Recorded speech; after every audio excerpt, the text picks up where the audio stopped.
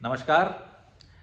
आज बात कर लें जरा सोमनाथ मंदिर की, क्योंकि पिछले कुछ दिन से पूरी भारतीय जनता पार्टी और विशेषकर उसके प्रवक्ता और सांसद सुधांशु त्रिवेदी पंडित नेहरू और सोमनाथ मंदिर को लेकर के कुछ सत्य के भेष में झूठ परोस रहे हैं, अर्ध सत्य परोस रहे हैं।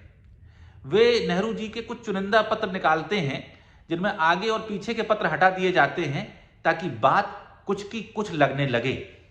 तो मैं आज इस वीडियो में सुधांशु त्रिवेदी जो बेमतलब के फिजूल की झूठ फैला रहे हैं उसकी सच्चाई खोलेंगे, लेकिन उसके पहले मैं भाजपा से और सुधांशु त्रिवेदी से एक सवाल पूछना चाहता हूं कि आपको इतनी फिक्र है कि 11 मई 1951 को जब सोमनाथ मंदिर का उद्घाटन हुआ था पुनर्निर्माण के बाद, तो उसमें तत्कालीन राष्ट्रपति डॉक्टर राजेंद्र प्रसाद को आने से मना किया था पंडित नेहरू ने। तो आप ये बताइए मुझे पहले कि अभी इस मोदी सरकार में जब अयोध्या में राम मंदिर का शिलान्यास हुआ, तब तत्कालीन राष्ट्रपति श्री रामनाथ कोविंद जी को उसके शिलान्यास में आने से किसने रोका था?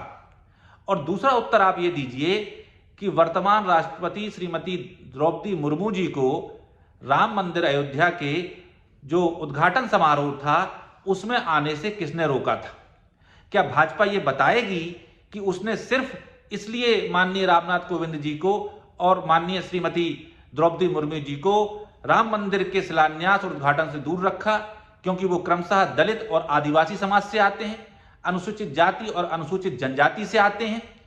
आपको 1951 की इतनी फिक्र है कि राष्ट्रपति आए थे कि नहीं आए थे, और आपको इसकी कोई शर्म नहीं है कि आपने एक दलित राष्ट्रपति को और एक आदिवासी राष्ट्रपति को राम मंदिर के उद्घाटन में नहीं आने दिया? इसका सवाल भाजपा, सुधांशु त्रिवेदी और जिसको देना हो देना चाहिए। देश की जनता जानना चाहती है।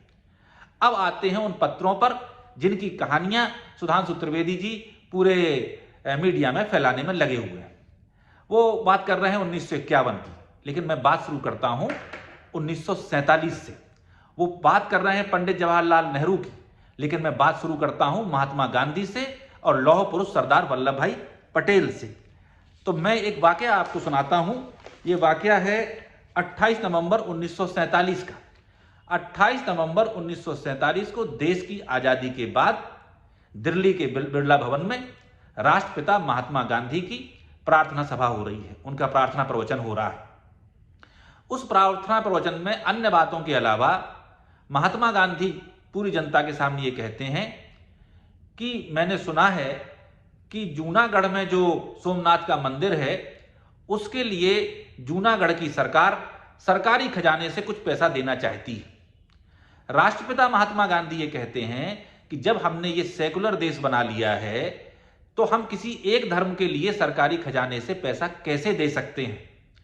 अगर ऐसे तो फिर हर धर्म के कार्यक्रम होंगे और उसके लिए सरकार पैसा देगी, ये कैसे संभव है? ये तो किसी सेकुलर देश की पहचान नहीं है। तब गांधी जी कहते हैं कि सब लोग अपने अपने धर्म के लिए, दूसरे धर्मों के लिए अपना चंदा इकट्ठा करें, अपने मंदिरों का, मस्जिदों का या जिसका भी धार्मिक स्थलों का निर्माण करना है निर्माण करें, लेकिन एक सेकुलर देश में सरकार के खजाने से इस तरह का पैसा नहीं दिया जाएगा। और गांधी जी इसलिए यह बात कह रहे हैं कि उस जमाने में जूनागढ़ में एक काम चलाऊ सरकार बन गई थी, एक टेम्परेरी सरकार बन गई थी, और उस सरकार के मुखिया सामल दास गांधी थे। सामल दास गांधी महात्मा गांधी के भतीजे, बड़े निकट के रिश्तेदार थे। तो उनके ऊपर भी सवाल आ रहा था कि क्या गांधी जी ने स्वयं सेकुलरिज्म छोड़ दिया? फिर उसी दिन 28 नवंबर 1947 की प्रार्थना सभा में महात्मा गांधी ने कहा कि मैंने सरदार वल्लभ भाई पटेल से पूछा कि सरदार, मैंने सुना है कि तुम इसके लिए पैसा दे रहे हो और कोई 1-1.5 लाख रुपए दिया जाने वाला है। तो आप ध्यान से सुनिए सरदार वल्लभ भाई पटेल ने क्या जवाब दिया। सरदार पटेल ने जवाब दिया कि जब तक मैं जिंदा हूं सरकारी खजाने से सोमनाथ मंदिर के लिए एक पैसा नहीं दिया जाएगा। जिसको मेरी बात में कोई संदेह हो वो गांधी वांग्मय वॉल्यूम 90 के पेज 127 पर जाके ये प्रार्थना प्रवचन गांधी जी का सुन सकता है। ये आकाशवाणी के आर्काइव में भी सुरक्षित है, वहां से आप आवाज भी सुन सकते हो कि उन्होंने यही कहा कि नहीं कहा। तो सरदार पटेल ने स्पष्ट कहा कि एक पैसा सोमनाथ मंदिर के लिए सरकारी खजाने से नहीं दिया जाएगा। यह बात बहुत स्पष्ट हो गई। और साथ में सरदार पटेल ने यह भी कहा कि अगर मंदिर का नवनिर्माण होना है तो हिंदू समाज उसके लिए पैसा इकट्ठा करे, और हिंदू समाज अगर इतना असमर्थ है कि वो पैसा भी इकट्ठा नहीं कर सकता, तो फिर जैसा मंदिर पड़ा हुआ है वैसा पड़ा रहे। ये सरदार वल्लभ भाई पटेल के शब्द हैं। अब हम जरा आगे बढ़ें। आप देखें कि अभी जो राम मंदिर का निर्माण हुआ है उसमें कौन सी परंपरा का पालन किया गया। सुप्रीम कोर्ट ने फैसला दिया और सुप्रीम कोर्ट ने अपने फैसले में कहा गया कि ट्रस्ट बनाया जाए, और उस ट्रस्ट में तमाम हिंदू समाज ने और दूसरे समाज के लोगों ने भी, उसमें कुछ मुसलमान भी शामिल हैं, अन्य धर्मों के लोग भी शामिल हैं, उन सब ने चंदा दिया। उस चंदे से वो जाकर के राम मंदिर का निर्माण हुआ। तो जो बात महात्मा गांधी ने, सरदार पटेल ने 28 नवंबर 1947 को कही, एक नजीर रखी हिंदुस्तान के सामने कि धार्मिक स्थलों का निर्माण चंदे से होगा, सरकारी धन से नहीं होगा, वही बात अभी तक मोदी सरकार फॉलो कर रही है। अब आइए नेहरू जी पर। तो नेहरू जी ने नहीं जाने दिया, ये पत्र दिखाया, वो पत्र दिखाया। सच्चाई ये है कि 2 मार्च 1951 को पहला पत्र डॉक्टर राजेंद्र प्रसाद ने लिखा, और डॉक्टर राजेंद्र प्रसाद ने यह कहा कि मैं व्यक्तिगत कैपेसिटी में मंदिर के उद्घाटन समारोह में जाना चाहता हूं। नेहरू जी ने यह इसका जवाब दिया उसी दिन 2 मार्च को ही, कि आपका बहुत लंबा पत्र था, मैंने विस्तार से उसे पढ़ा, और इस विषय पर जो बात आपने सोमनाथ मंदिर पर कही है, तो चूंकि इस समय सौराष्ट्र की सरकार यह कह रही है कि हम सरकारी धन से मंदिर का निर्माण कराएंगे, यह हमारी सेकुलर नीतियों के खिलाफ है। यह महात्मा गांधी और सरदार वल्लभ भाई पटेल ने जो अतीत में बातें कही उन सिद्धांतों के खिलाफ है। और आप सब जानते हैं कि 26 जनवरी 1950 को जो संविधान हमने अंगीकृत किया, बाबा साहब अंबेडकर ने जो संविधान बनाया, उसमें भी कहीं यह बात नहीं कही गई है कि सरकार धार्मिक कार्यक्रमों के लिए पैसा खर्च कर सकती है। तो चूंकि इस तरह की बातें हैं, इसलिए मैं आपसे कह रहा हूं कि इसमें आप ना जाएं। लेकिन अगर आप जाना चाहते हैं, आपने कमिटमेंट कर दिया है, तो आपके जाने से हमें कोई ऐतराज नहीं है, आप जा सकते हैं। तो यह पत्राचार की शुरुआत नेहरू जी से नहीं होती है, डॉक्टर राजेंद्र प्रसाद से होती है। और इसके बाद अन्य पत्रों का, राजा जी के पत्र का जिक्र भी इसमें सुधांशु त्रिवेदी ने किया। लेकिन 11 मार्च के पत्र में एक बार फिर नेहरू जी ने यही कहा है कि अगर राजेंद्र प्रसाद जी जाना चाहते हैं तो वो चले जाएं।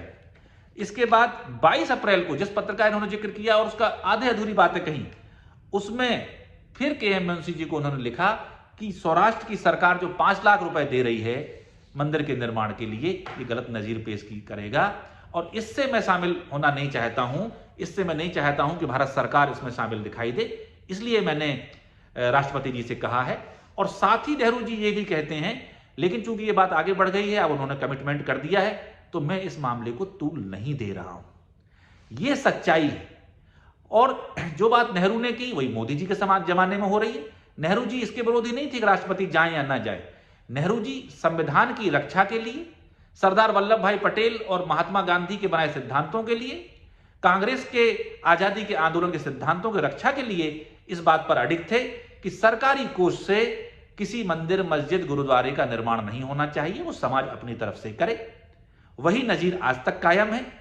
तो इसलिए ये बेफिजूल की बातें फैलाई जा रही हैं, लोगों को भ्रमित किया जा रहा है। और फिर मैं आखिरी में तो सवाल दोहराता हूं कि अगर आपको डॉक्टर राजेंद्र प्रसाद और नेहरू जी को बुलाने न बुलाने पर इतनी चिंता है, तो आप देश को जवाब दीजिए कि आदरणीय रामनाथ कोविंद जी जो दलित समाज से आते हैं, उन्हें राम मंदिर के निर्माण में राम मंदिर के शिलान्यास में राष्ट्रपति होते हुए क्यों नहीं बुलाया गया।